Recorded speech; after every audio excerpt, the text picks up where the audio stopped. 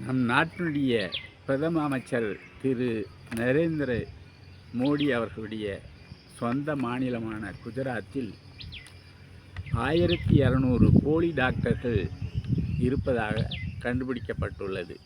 அவர்கள் யாருமே டாக்டருக்கு படிக்கவில்லை.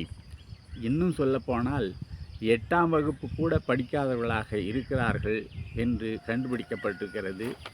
நம்முடைய பிரதமருடைய மாநிலத்தில் இந்த மாதிரி பொய்யான டாக்டர்கள் இருப்பதாக சொல்லியிருக்கிறார்கள். இதற்கெல்லாம் முக்கிய காரணம் நம்முடைய பிரதமர் குஜராத்தினுடைய முதலமைச்சராக இருந்தது முதல் காரணம். அவருடைய மாநிலத்திலேயே இப்படி பொய்யான தகவல்கள் இருக்கிறது.